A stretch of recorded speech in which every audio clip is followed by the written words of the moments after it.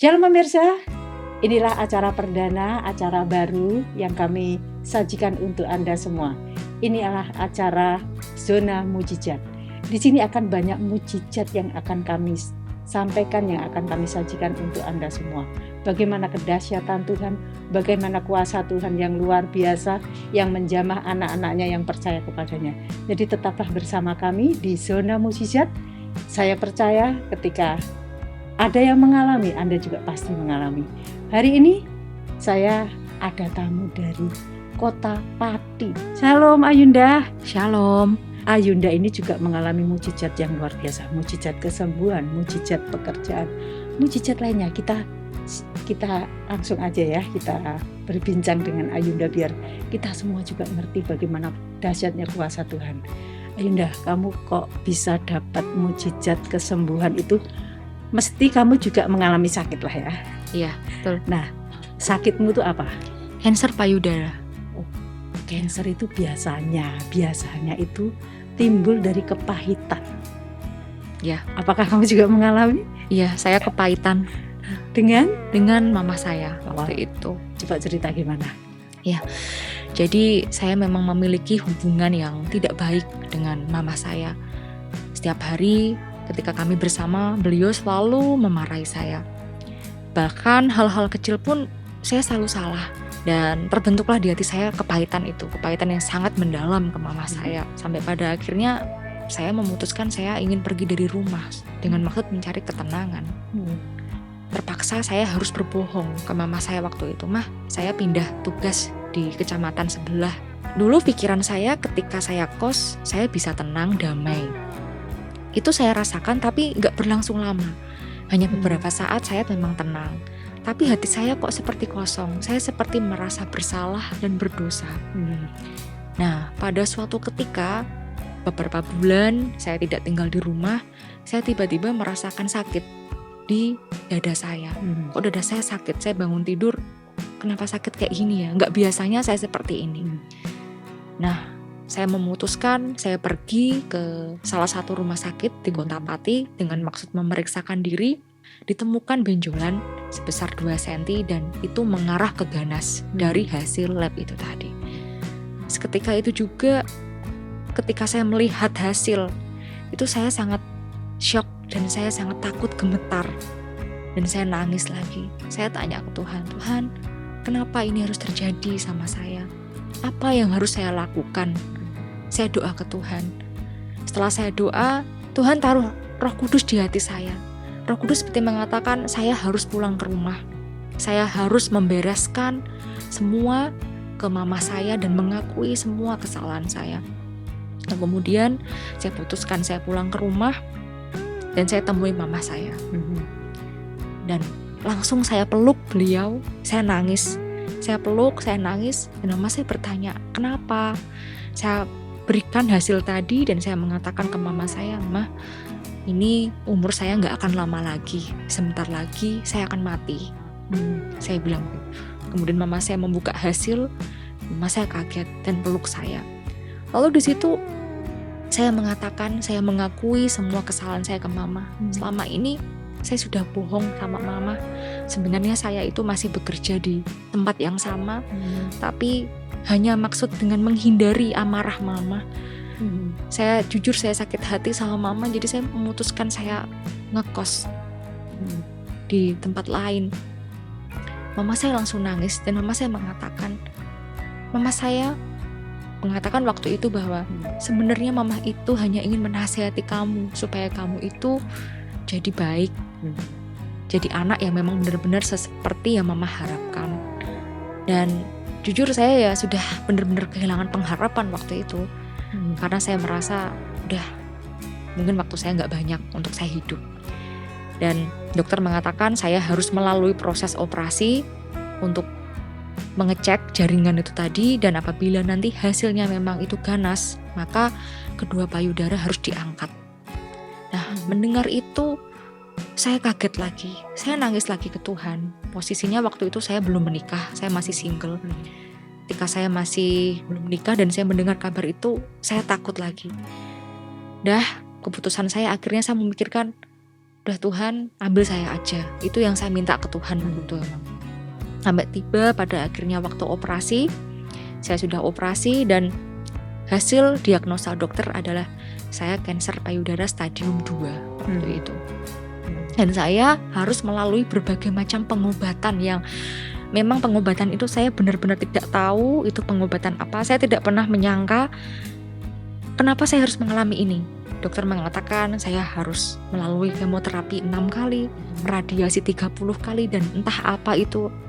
Saya nggak tahu, dan ketika mendengar kata kanker sudah pasti itu mendekat dengan kematian ya.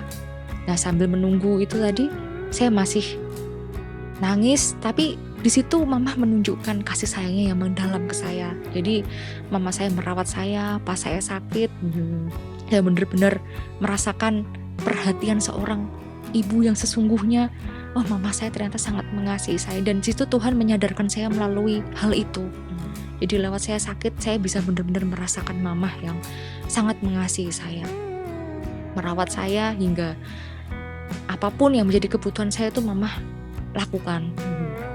Sampai dalam hal doa. Iya, kami juga melakukan doa bersama, kami berpuasa. Pada suatu ketika saya membuka HP, saya membuka Instagram, saya menemukan salah satu link dari GBI Keluarga Allah itu di Miracle Next Service.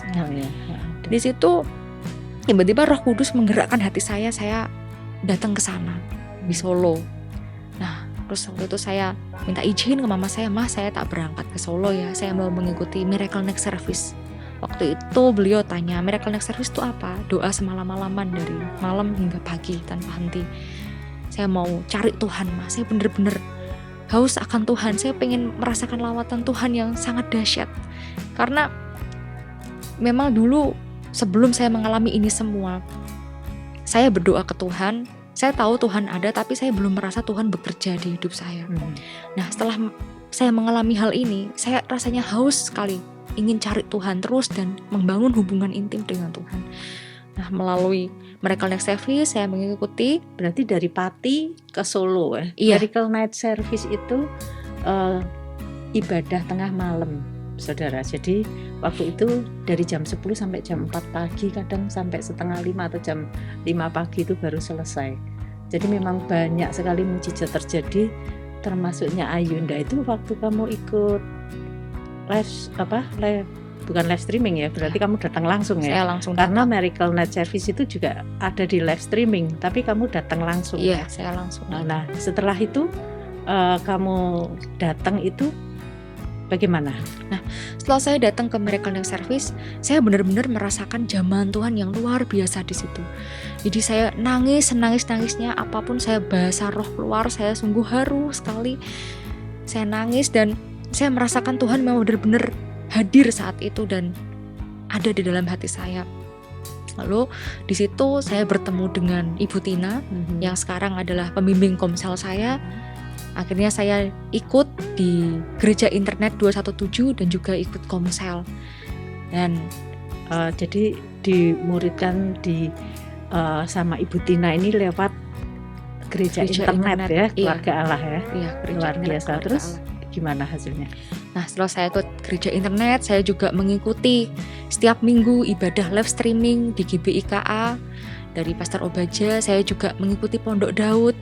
Jadi setiap hari saya ikuti Pondok Daud. Terus saya bangun hubungan terus sama Tuhan. Saya berpuasa 22 hari. Saya juga doa bersama dengan Mama. Nah, di situ Tuhan mulai menyatakan kuasanya. Jadi pertama kali saya mengalami perjumpaan dengan Tuhan, saya bermimpi.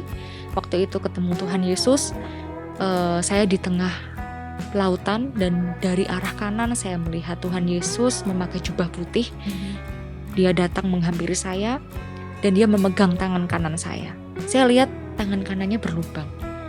Saya dipegang dan dari jauh di tengah laut ada gelombang yang begitu besar sekali mau menerpa saya. Saya seperti takut. Tapi anehnya ketika gelombang itu mengenai saya hanya basah dan tidak kenapa-napa. Saya masih tetap berdiri tegak dengan tangan yang masih dipegang oleh Tuhan Yesus. Pada keesokan harinya saya menemukan ayat di Yesaya 41 ayat 13. Akulah Tuhan Allahmu yang memegang tangan kananmu dan akan menolong. Nah, itu janji Tuhan yang saya dapat. Saya bilang, baik Tuhan, janjimu akan selalu saya pegang. Tuhan, apapun yang terjadi, pasti Tuhan akan menolong dan pertolongannya gak akan pernah terlambat. Pada kemo yang kedua, rambut saya memang benar-benar habis dan akhirnya saya botak, gak punya rambut satu helai pun. Saya tetap mau sukacita, saya tetap mau cari Tuhan. Saya percaya karena Tuhan sudah memberikan janjinya dan Dia gak akan pernah lalai. Itu saya pegang. Kalau saya gak akan pernah mati karena kanker ini dan pertolongannya itu selalu tepat waktu. Itu yang saya pegang. Hari-hari saya lalui sampai pada akhirnya saya sampai kemo yang kelima. Kemo yang kelima, secara tiba-tiba mama saya itu badannya lemas. Di tahun itu, waktu itu tahun 2020. Mama saya badannya lemas dan beliau beristirahat. Lalu saya mengajak, "Mah, mari kita ke rumah sakit." Nah, akhirnya kami ke rumah sakit, mama saya diopnam. Nah, waktu itu saya ajak mama saya untuk ikut Pondok Daud. Kita menyembah lagu bersama-sama, kita memuji Tuhan. Pondok Daud live streaming, iya, keluarga Ya. Allah di Pondok Daud itu. Nah, waktu itu saya juga telepon ke Ibu Tina. Saya telepon ke Ibu Tina, "Bu, ini mama saya sakit, saya mohon minta doa." Nah, lalu Ibu Tina via telepon mendoakan saya. Waktu itu juga ada papa saya, ada adik saya. Setelah didoakan, sudah selesai dan mama saya itu tiba-tiba mengatakan ke Bu Tina bahwa selama ini mama saya memendam rasa sakit hati. Itu ke saya. Juga sama ke papa saya juga ada rasa sakit hati gitu. Nah, Bu Tina meminta untuk bisa membereskan rasa sakit itu semua. Semua dihilangkan. Nah, dengan setelah didoakan Bu Tina, nah, Roh Kudus seperti sangat mengurapi kami. Jadi kami sangat mengalami pemulihan saat itu di rumah sakit. Satu keluarga. Satu keluarga. Kami semua nangis di situ. Mama saya nangis. Kami semua saling memaafkan. Dan setelah itu semua rasa hati itu sangat lega dan tenang. Oh, ya. Nah, setelah itu saya pikir mama saya sembuh, pulih. Gitu.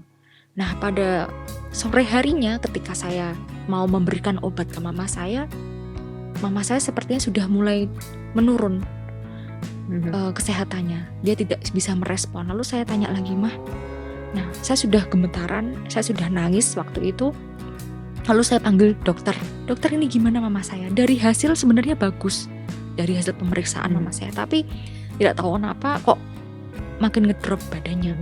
Jujur waktu itu ketika mama sudah nggak ada respon, saya kaget, saya nangis.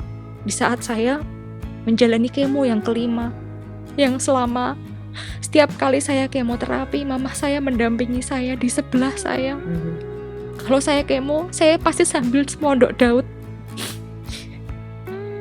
Waktu cairan kemo itu masuk ke tubuh saya nyanyi, saya tetap puji Tuhan, memuji nama Tuhan di Pondok Daud. Saya ikut live streaming Pak Ubaja. Bahkan di tahun 2020 waktu itu Rema dari GBI Keluarga Allah, tahun ini adalah tahun kemuliaan. Saya tahu proses yang saya alami ini sangat berat dan saya gak tahu kalau bukan karena pertolongan Tuhan mungkin saya sudah gak mampu melalui ini.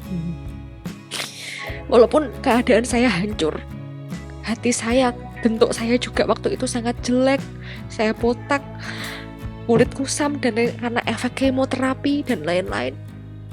Tapi saya tetap mau pandang Tuhan. Saya tetap percaya bahwa iman itu adalah percaya sebelum melihat. Saya percaya kalau saya pasti pulih, saya pasti sehat. Di saat kemo yang kelima, mama saya gak ada. Saya bilang ke Tuhan lagi, "Tuhan, kalau memang ini yang terbaik, aku percaya Mama sudah bertemu dengan Engkau di surga. Mama sudah Engkau siapkan rumah di surga dan dia sudah bahagia bersamamu." Nah, saya serahkan sama Tuhan. Saya percaya mama saya sudah bahagia di surga bersama Tuhan Yesus. 1 minggu setelah mama saya gak ada, saya menjalani kemo yang ke-6. Saya kemo yang ke-6, saya keinget mama saya yang selalu dampingin saya. Tapi saya selalu dikuatkan di Pondok Daud. Saya terus khotbah Pak Obaja selalu saya ulang-ulang, selalu saya perkatakan perkataan profetik. Saya nggak peduli keadaan saya mau jatuh seperti ini, mau saya terpuruk, saya melalui lembah kekelaman. Saya percaya tahun ini tahun kemuliaan. Itu rema yang selalu saya pegang, rema dari Pak Obaja. Sampai pada akhirnya Oktober saya harus kembali lagi ke rumah sakit, dan seharusnya adalah jadwal saya untuk radiasi yang ke-30 kali. Dan kalau dari informasinya, radiasi itu kulit mengelupas dan lain sebagainya, itu juga ada sensasi terbakar. Saya nggak tahu, saya takut, jujur saya takut. Tapi saya mau menepis semua perasaan takut itu. Saya percaya ini ada Tuhan, tangan Tuhan memegang saya percaya itu. Saya buka lagi streaming khotbah Pak Obaja. Pak Obaja mengatakan, bagi saudara yang belum mengalami, pasti mengalami. Waktu itu bulan Oktober, pasti mengalami. Di penghujung tahun ini, pasti mengalami. Saya imani, yes, amin, aku terima. Dalam nama Tuhan Yesus tidak ada radiasi. Aku sehat, aku kuat. Nah, ketika saya kembali ke rumah sakit, mukjizat terjadi. Dokter mengatakan, tidak ada radiasi untuk kamu. Dah, saya sehat, saya pulih, dan sampai detik ini saya tidak merasakan sakit apapun. Itu semua hanya karena mukjizat Tuhan. Sampai pada akhirnya kemoterapi tetap saya lalui, dan sampai rambut saya sekarang sudah tumbuh kembali panjang. Rambut asli ya? Asli, ya? asli, ini asli bisa ditarik. Iya, bukan wig loh. Iya, dan saya sangat bersyukur di sini, dan di sini saya punya rambut ini sangat bersyukur luar biasa. Tuhan, saya senang banget saya punya rambut sekarang. Rambut saya sudah panjang. Nah, jadi Tuhan, mujizat terjadi. Mujizat terjadi, sembuhan lalu terjadi. Mengalami mujizat apa lagi? Nah, ternyata mujizat Tuhan tidak berhenti sampai di situ. Di tahun 2021 awal, rema dari GBI Keluarga Allah adalah tahun Roh Kudus. Roh Kudus berkarya lebih lagi.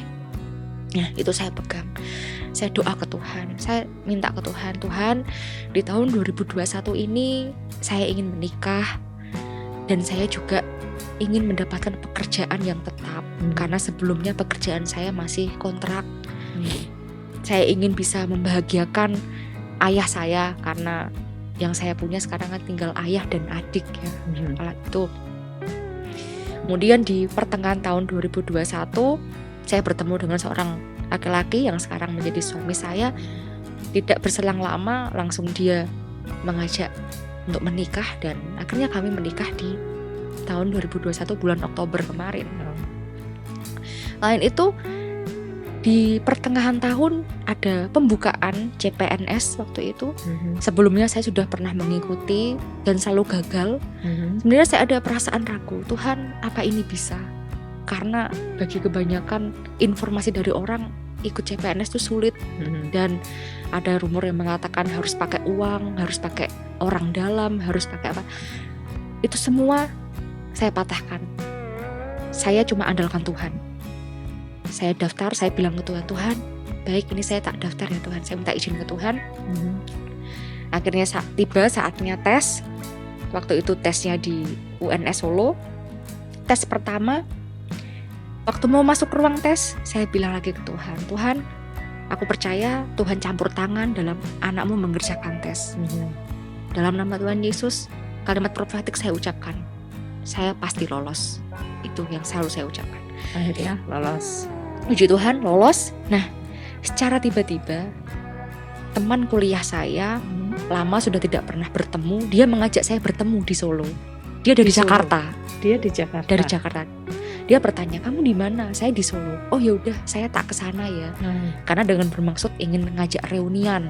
Niatnya seperti itu. Akhirnya kami niatnya reunian, dan teman saya bertanya, formasi apa yang kemarin kamu ikuti di CPNS? Saya mengatakan formasi ini. Nah, bukan satu kebetulan, ini semua adalah rencana Tuhan yang jadi tak terselami. Lewat temennya ini bisa berdiskusi, bisa dibimbing, bisa dalam materinya ini ya. Iya, betul. Dan formasi yang saya ambil sama persis. Akhirnya tes kedua puji Tuhan maju, lolos lolos lagi. lagi ya. Puji Tuhan, orang dari Jakarta aja saya bisa Tuhan datangkan Iya, ya betul untuk sekali. memberitahu step-stepnya, ininya gitu ya. Akhirnya itulah yang namanya pertolongan mujizat, Tuhan datang lagi. Akhirnya bisa diterima di PNS. Ya, puji Tuhan saya diterima menjadi PNS di Kota Rembang. Tidak jauh dari Pati.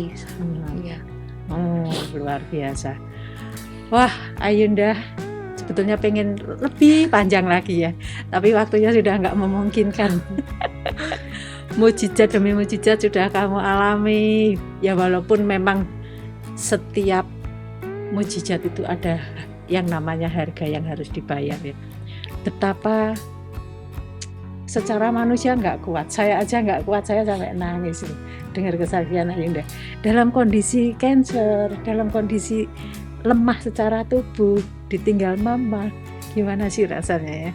Tapi itulah kerja Tuhan, itu begitu saudara. Dalam ketidakberdayaan justru kuasa Tuhan itu nyata. Itulah yang namanya mujizat. Luar biasa mujizatnya, biar semua orang yang mungkin hari ini kena cancer semangat, ayo datang ke Tuhan. Tuhan itu Tuhan yang pembuat mujizat. Kalau ada masalah apapun, ayo.